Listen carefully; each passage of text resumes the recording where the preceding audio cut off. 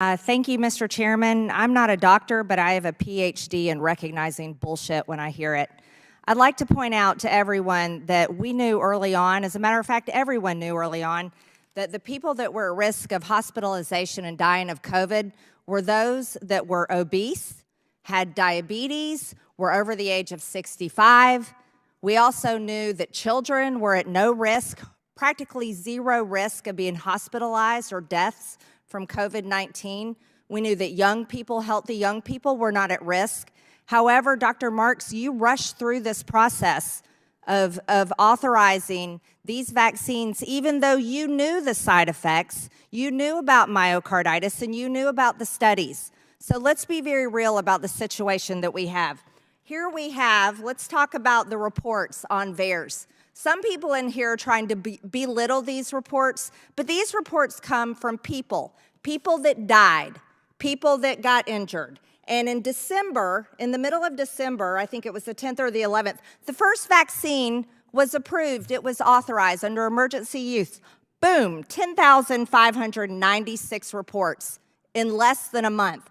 2021, 706,767 reports on VAERS for vaccine injuries and deaths. 2022, it was 206,676. 2023, and it went going down because the mandates stopped.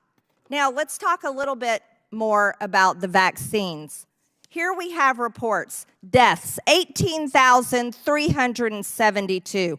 Permanent disability, 17,842. Hospitalizations, 86,452. Emergency room or office visits, 315,048. Serious adverse events, 113,449. This is from the Congressional Research Service about VAERS.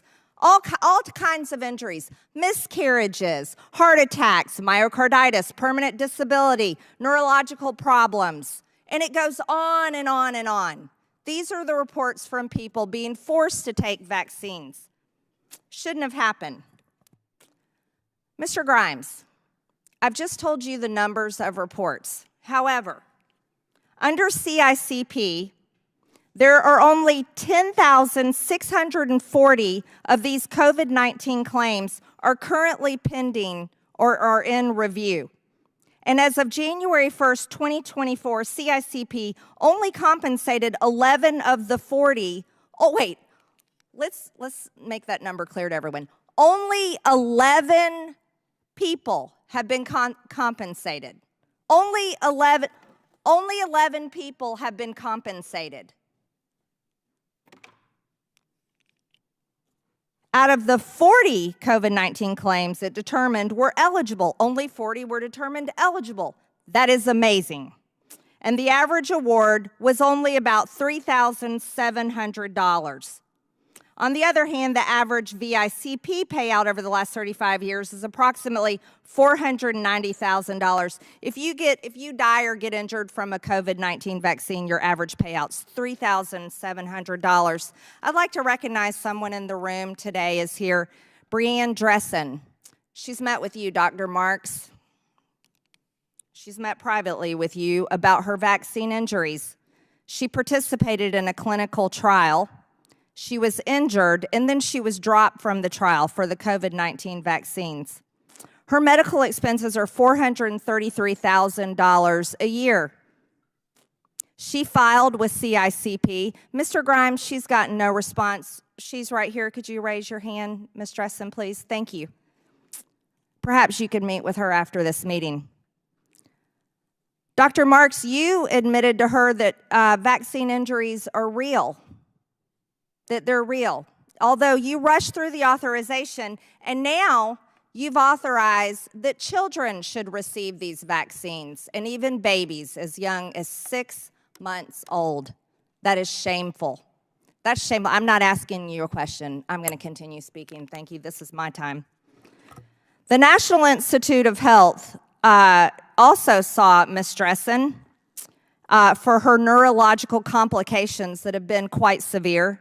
They studied her, and then they dropped the study and asked her to be quiet about it. These are the real stories of the vaccine injured. They were totally, completely wiped off of social media. There's been thousands of peer-reviewed medical studies, thousands of them studying vaccine injuries. They are real. People are dying.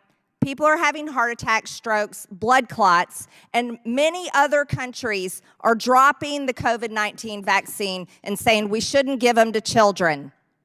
It's time to be honest about the vaccine injured, and we need to stop allowing these COVID-19 vaccines to be given out to children. Gentlelady's time.